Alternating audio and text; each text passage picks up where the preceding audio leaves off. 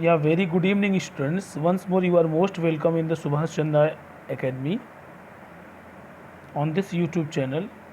In the previous video, we have discussed, students, that the writer of this chapter has taken admission in another school, and that school is in city, and he used to go to school by school bus. Now, I am going to start the second paragraph. When I went up to university, I was given a room of my own. जब मैं university गया तो मुझे एक अलग से कमरा दिया गया. The common link of friendship was snapped. तो मेरी और मेरे दादी के बीच में जो फ्रेंडशिप थी वो टूट गई. My grand mother accepted her seclusion with resignation. मेरी दादी ने इस अलगाव को शांतिपूर्वक स्वीकार कर लिया. सेक्लूजन का मतलब होता है एकांत. विथ रेजिग्नेशन मतलब इनकार करते हुए, यानी मेरी दादी मुझे इनकार करते हुए एकांत में चली गई. मतलब अब मेरी दादी से कन्वर्सेशन नहीं होता है तो वो एकांत में चली गई. She accepted her seclusion with resignation. She rarely left her spinning wheel to talk to anyone. वह बड़े ही मुश्किल से अपने स्पिनिंग व्हील यानी अपने चरखे को जो हाथ में वो हमेशा घुमाती रहती थी उसको बड़ा मुश्किल से छोड़ती थी. ये स्पिनिंग व्हील एक प्रकार का चरखा है जो एक हाथ में ऊपर की तरफ लेकर घुमाया जाता है. भगवान को याद करते हुए from sunrise to sunset she sat by her wheel spinning and reciting prayers. सूर्योदय से लेकर सूर्यास्त तक वह अपने इस स्पिनिंग व्हील को हाथ में घुमाते हुए बैठी रहती थी और अपने प्रेयर को बोलती रहती थी. Only in the afternoon she relaxed for a while to feed the sparrows. She used to feed the sparrows only in the afternoon, and on that time she felt relaxation. She felt a little bit comfort. While she sat in the veranda breaking the bread into little bits, hundreds of little birds collected round her, creating a veritable bedlam of chirpings.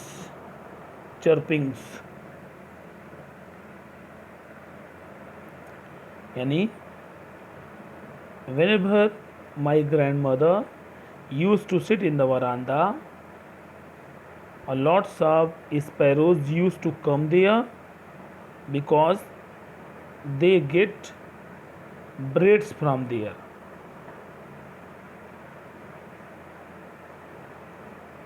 Hundreds of little birds collected round her, creating a veritable bedlam of chirping. Veritable का मतलब होता है एकदम यथार्थ. बेडलैम मतलब पागल खाना. आप चर्पिंग मने चहचहाट की आवाज़ की, यानी जैसे पागल खाने में सभी पागल चिल्लाते रहते हैं, इन द सेम वे वरामदे में स्पैरोस की चहचहाट पागलपन की तरह लगती थी. Some came and perched on her legs. कुछ उनके पैरों पर आकर बैठ जाते थे. Others on her shoulders. कुछ उनके कंधों पर बैठ जाते थे. Some even sat on her head. और यहाँ तक कि कुछ उनके सिर पर भी बैठ जाते थे. She smiled but never shoot them away. वो मुस्कुराती रहती थी लेकिन कभी उनको भगाती नहीं थी. It used to be the happiest half hour of the day for her. यह उनके दिन का या उनके जीवन का एक दिन में कुछ घंटे बहुत ही अच्छा होता था. यानी दिन के कुछ घंटे उनके लिए ये बहुत ही अच्छा होता था. When I decided to go abroad for further studies, was sure my grandmother would be upset. I would be away for 5 years, and at her age one could never tell. But my grandmother could. यानी when the writer decided to go abroad for further studies, he was sure that his grandmother would be upset, because his grandmother loved him very much, and it would take 5 years in completing his education in the abroad. But my grandmother could. She was not even sentimental. लेकिन मेरी दादी ऐसी नहीं थी. She was not even sentimental. वो भावुक भी नहीं हुई. She came to leave me at the railway station. वह मुझे रेलवे स्टेशन पर छोड़ने आई. But did not talk or show any emotion. लेकिन वो मुझसे बात नहीं की और कोई इमोशन मेरे प्रति नहीं प्रदर्शित की. Her lips moved in prayer. उनके होठ प्रेयर में हिलते रह रहे थे. Her mind was lost in prayer. और वो प्रेयर में ही खोई रही. Her fingers were busy telling the beads of her rosary. और उनकी अंगुलियां जपमाला के मोतियों को गिनने के साथ बोलने में व्यस्त थी. Silently she kissed my forehead, and when I felt I cherished the moist imprint as perhaps the last sign of physical contact between us. शांति से वह मेरे फॉरहेड को किस करती हैं, और मैं उनके किस करने के इस मॉइस्ट को, यानी इस नमी के निशान को सजो के रखता हुआ आगे चला गया. As perhaps the last sign of physical contact between us. और मैंने सोचा कि शायद ये हम दोनों के बीच का एक अंतिम फिजिकल कॉन्टैक्ट है. But that was not so. लेकिन ऐसा नहीं था. After 5 years I came back home and was met by her at the station. 5 सालों के बाद मैं वापस आया और स्टेशन पर मैं अपने दादी से मिला. She did not look a day older. She still had no time for words. वह एक दिन भी बूढ़ी नहीं दिखाई दे रही थी और उनके पास एक भी शब्द बात करने के लिए नहीं थे. And while she clasped me in her arms, I could hear her reciting her prayers. वह मुझे अपने गोद में या अपने बाहों में भर लेती हैं और मैं उनके प्रेयर के रिसाइटेशन को सुन सकता था, यानी उनके प्रेयर की आवाज़ सुन सकता था.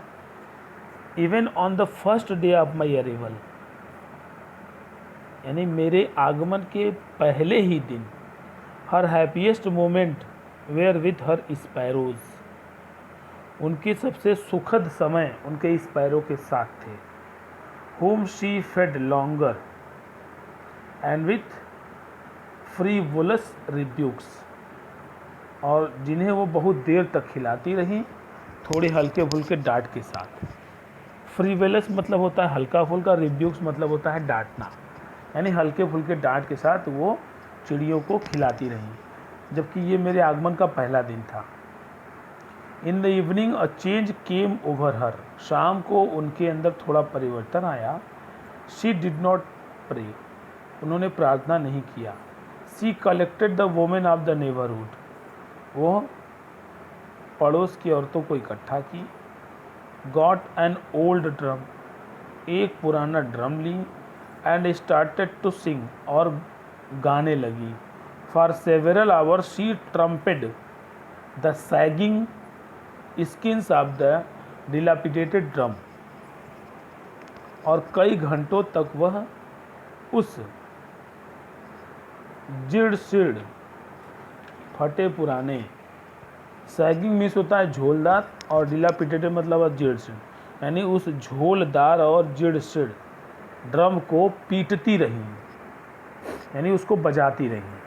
And सैंग of the home coming of warriors. और घर पर आने वाले सिपाही के लिए गाना गाती रही। We had to persuade her to stop to avoid over straining. हमें उन्हें ज़्यादा दबाव देने के लिए मनाना पड़ा। That was the first time since I had known her that she did not pray. वो पहला दिन था जब उन्होंने प्रार्थना नहीं किया, जहाँ तक मुझे याद है। The next morning she was taken ill. अगली सुबह वह बीमार हो गई। It was a mild fever and the doctor told us that it would go. यह एक सामान्य सा बुखार था, डॉक्टर्स ने मुझसे बताया, डॉक्टर्स ने हम सबसे बताया और ये चला जाएगा। But my grandmother thought differently, लेकिन मेरी ग्रैंड मदर दूसरे तरह से सोच रही थी। She told us that her and was near. उन्होंने बताया कि उनका अंत अब नज़दीक है।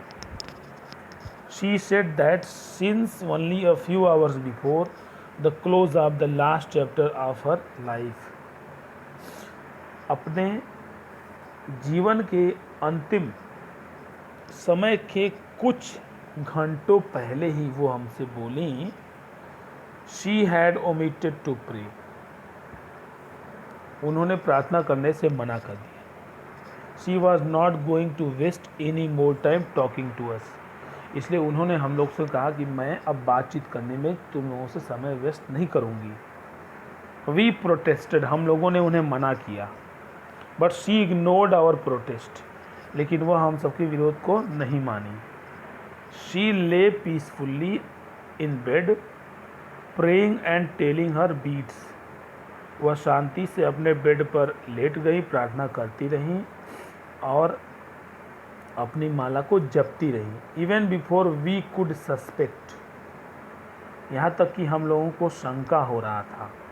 हर लिप्स स्टॉप्ड मूविंग, उनके होठ हिलने बंद हो गए।